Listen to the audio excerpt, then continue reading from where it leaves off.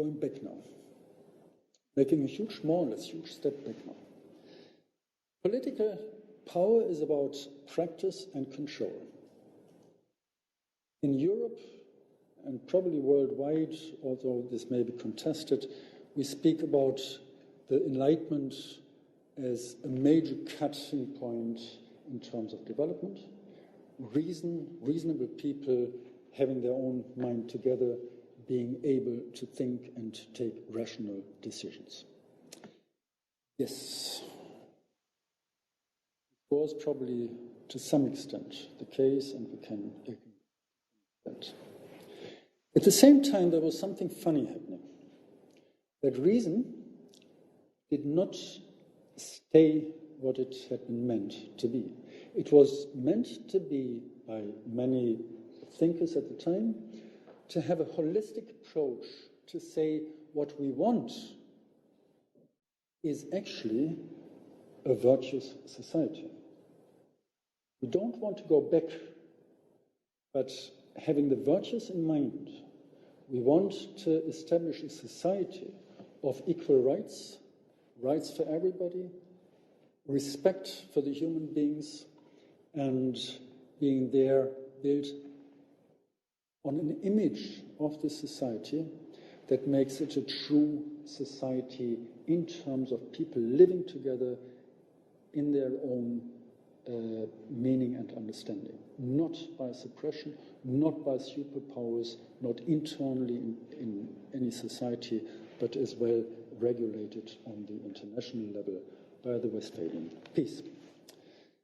As I said, it was a little bit a tricky thing, because what actually happened was just the opposite.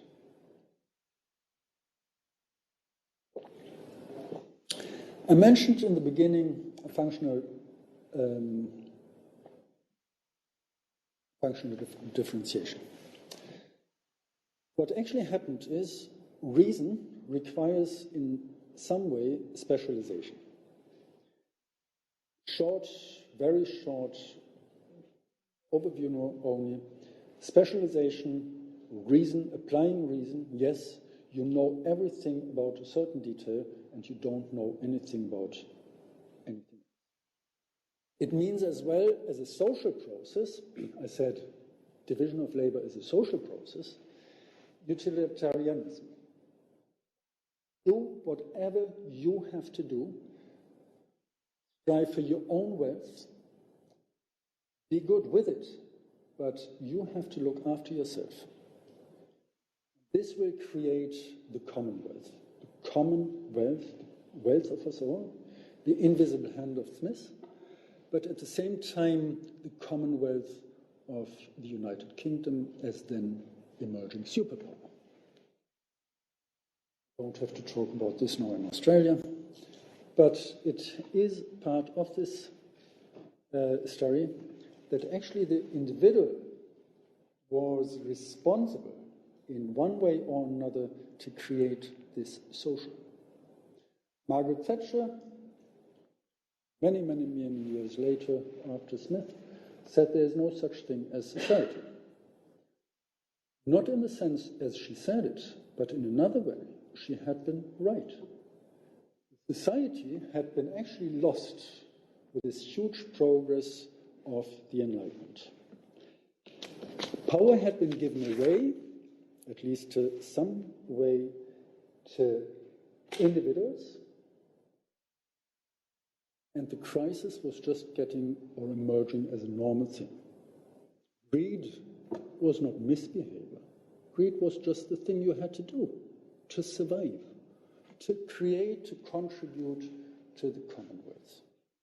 Misbehavior. It was possibly misbehavior if we look at the glorious values of Aristotle, but it was not misbehavior in terms of any egoism or hedonism that would be unjustified, because you had to do it just to maximize the commonwealth. So I say it's a consequential fit that as individuals we behave correct if we do not show interest in society but in ourselves. Giving things away is highly unproductive. It does not create wealth. This, at least, what the classical economy would suggest there. So there we are back. Actually, Adam Smith wrote his wealth book, and he wrote the moral book. But he said, yes, we have to look for the wealth, we have to look for the economy, the invisible hand, everybody is looking for this. But at the same time, don't overdo it, be good to each other, and then we have the morals as somewhat external values. A little bit simplified, but I think it's only a little bit simplified. At least you see the colors of the virtues are fading away. Chapter 2, if you want, social quality. Differentiation meant as well that there are different aggregate levels. We are, I hope this works, yes, we are facing two basic tensions. The one is this line between biographical processes and societal processes. So we are, as individuals acting, we are developing as well as individuals, but we do not do it independently, we do it as part of a societal process. This may mean different things, this may mean just societal processes in very general things, understanding. It may mean you do it in your society as Australian. It may mean as well that you depend on different groups of reference, women, migrants, Aborigines, young people, generations, or something like this. These are different societal processes merging into one into each other and depending on each other. You cannot think biographic development independent of societal processes. You cannot think societal processes independent of biographies. It's a basic tension, and only thinking them together in terms of relationality makes sense. We have a second tension line, that between, we use the standard terms here, families, groups, communities. You may use or add peer groups. It's the immediacy of people with whom you are together, living together, working together, acting together in different settings. And then you have institutions. Of course, there's no clear cutting line. Sometimes small groups are institutions, organized as institutions. Sometimes you have kind of institutions that give you very much the impression that we are actually working not in an institutional framework, but take the churches, take faith communities, faith institutions. What is it? You have borderlines there. And you have in many cases actually something developing, that what we think now is an institution develops from something, maybe from the bottom up, as a group emerging to be an institution at a later stage.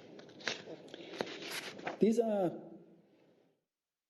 two tensions. Again, you cannot think communities, groups, families, whatever you take, independent of systems, institutions. They are there. Whatever the level of development is, and how, in which way ever they interact. They are there and they interact. Relationality. I come back to this socioeconomic security, social cohesion, social inclusion, and social empowerment at a later stage.